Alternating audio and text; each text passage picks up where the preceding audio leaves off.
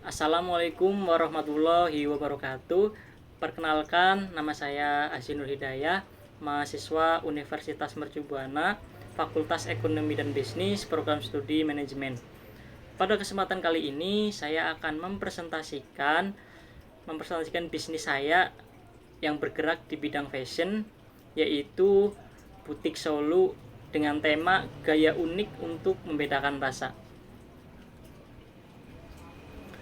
Latar belakang. Di era globalisasi seperti yang terjadi pada saat ini, studi kelayakan dalam bisnis sangat dibutuhkan untuk keberhasilan suatu usaha. Apalagi pertumbuhan ekonomi di Indonesia seringkali terjadi perubahan. Banyak sekali pebisnis yang bermunculan dengan segala macam bentuk usaha yang dijalani, akan tetapi pertumbuhan penduduk Indonesia tidak sebanding dengan pertumbuhan ekonomi. Sebagai pebisnis yang cerdas, kita harus selektif dalam membangun suatu bentuk usaha. Oleh karena itu, di sini perlu sebuah kreativitas atau ide untuk mencari peluang, bahkan menciptakan lapangan pekerjaan. Dengan demikian, saya sebagai pelaku masyarakat merupakan generasi muda berinisiatif untuk membuka usaha yang bergerak di bidang fashion. Bisnis ini bisa berjalan karena dukungan dari kedua orang tua saya. Karena orang tua saya berpengalaman di bidang ini, jadi saya berusaha mengembangkan bisnis ini dengan cara membuka butik Solo. Ini dengan tujuan bisa membantu masyarakat sekitar yang belum mempunyai peluang kerja dan juga membantu kebutuhan akan fashion di era yang modern seperti saat ini. Berikut profil usaha saya. Nama usaha Butik Solo. Pemilik usaha saya sendiri yaitu Azi Nur Hidayah dengan alamat Desa Bulu Payung, RT 02, RW 02, Kecamatan Kesugihan, Kabupaten Cilacap, dengan kode pos 53252. Di dalam bisnis saya terdapat visi dan misi usaha. Yang pertama, visi usaha. Visi usaha yang pertama mampu membuka lahan bisnis di bidang fashion. Visi yang kedua memberikan harga jual yang terjangkau. Visi yang ketiga memberikan peluang dan prospek ke depan yang lebih baik. Dan yang terakhir yaitu mampu menciptakan lapangan kerja baru. Kemudian misi usaha saya yang pertama yaitu memberikan pelayanan yang terbaik, dan yang kedua yaitu menjual produk dengan kualitas terbaik dan dengan harga yang terjangkau. Kemudian tujuan usaha saya yaitu yang pertama pasti mendapatkan keuntungan. Kemudian yang kedua menyediakan kebutuhan pakaian di wilayah sekitar tempat usaha. Yang ketiga menambah keterampilan. Dan yang keempat membuat produk yang dapat menjadi gaya berpenampilan yang modis. Di dalam bisnis saya tentunya terdapat struktur organisasi, di mana dengan struktur organisasi ini bisa membuat bisnis saya berjalan dengan lancar. Yang pertama yaitu dengan saya sendiri, Azi Nur Hidayah sebagai owners. Tugas dan tanggung jawab saya yaitu menyediakan modal buat usaha dan bertanggung jawab terhadap semua kegiatan yang dilakukan anggota, mengambil kebijakan, dan mengatur keseluruhan serta mengarahkan anggota. Kemudian yang kedua ada Tika Fazri, dia sebagai manajer keuangan dengan tugas dan tanggung jawab menyusun dan merencanakan keuangan untuk keperluan usaha dan melaporkan keuangan. Yang ketiga ada Rian Kansa, dia sebagai manajer personalia dengan tugas dan bertanggung jawab atas ketersediaan alat dan barang seperti bahan, benang, dan lain-lain sesuai dengan kebutuhan yang dibutuhkan. Kemudian yang terakhir ada Sukma Jaya dan Lian Natalia, dia sebagai staf karyawan dengan tugas melakukan pekerjaan sesuai dengan standar operasional prosedur dan bertanggung jawab dalam urusan operasional dengan menjaga dan melayani pembeli baik secara offline maupun online.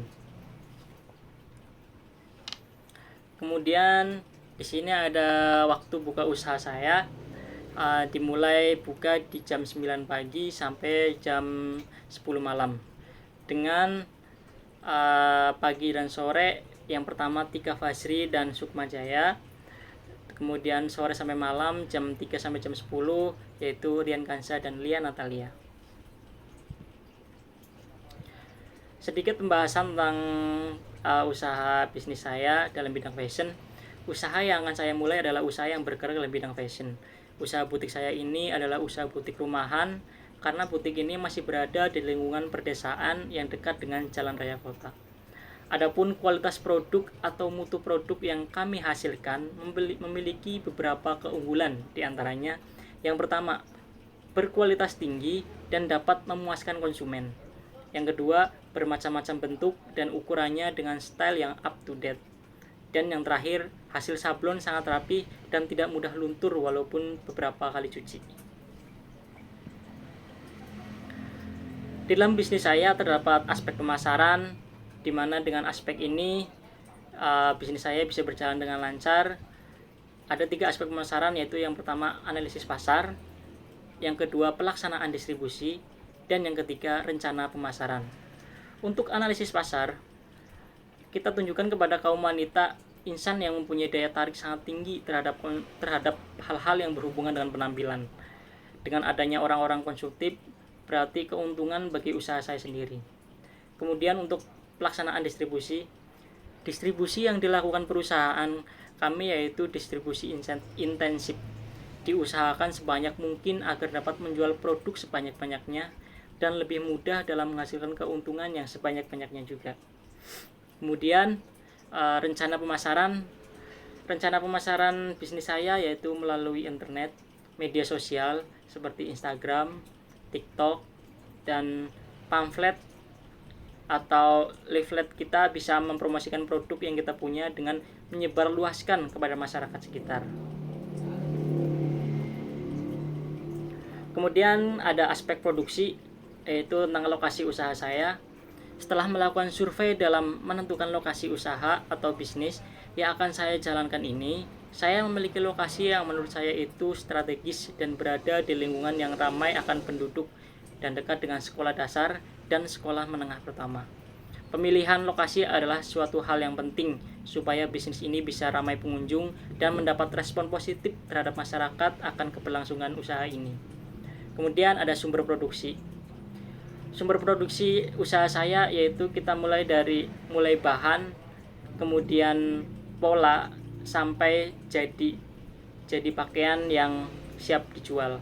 Untuk sumber-sumber bahan baku yang saya dapatkan yaitu dari supplier, salah satunya yaitu Ananda. Di sana menjual berbagai jenis bahan yang berkualitas dan nyaman dipakai. Dalam memulai usaha bisnis saya terdapat rincian modal awal untuk butik saya, yaitu renovasi interior dan eksterior tempat usaha sekitar 10 juta rupiah, kemudian pembelian rak dan display sekitar 5 juta rupiah, dan kemudian pembelian produk untuk butiknya 15 juta rupiah. Jadi total uang yang dibutuhkan untuk modal awal usaha butik saya yaitu sekitar 30 juta rupiah.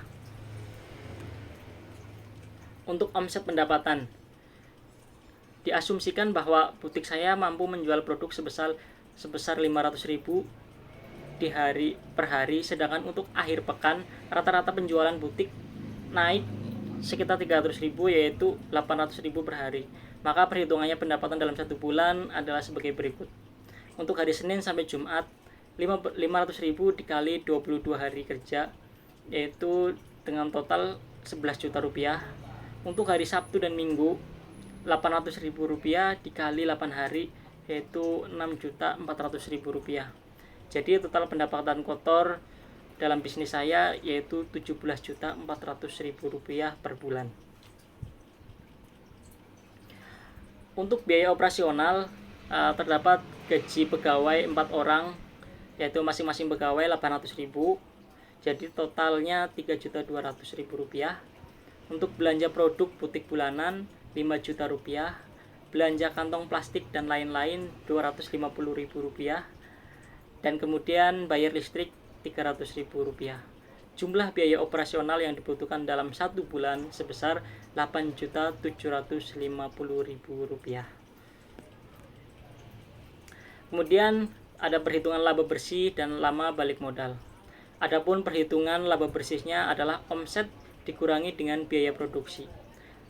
Untuk omset omset kita yang kotor tadi yaitu sekitar 17.400.000 rupiah, dikurangi biaya operasional per bulan yang kita keluarkan yaitu sekitar 8.750.000 rupiah. Jadi total pendapatan bersih bisnis usaha butik saya yaitu sekitar 8.650.000 rupiah. Sedangkan untuk lama waktu balik modal, yaitu modal awal kita yaitu 30 juta rupiah dibagi 8.650.000 rupiah, yaitu untuk bisa balik modal sekitar 3,4 bulan. Mungkin cukup sekian dari presentasi dari saya. Untuk lebih lengkapnya bisa follow Instagram, TikTok, dan Facebook yaitu @butiksolu. Kurang lebihnya saya mohon maaf. Wabillahi taufiq wal hidayah. Wassalamualaikum warahmatullahi wabarakatuh.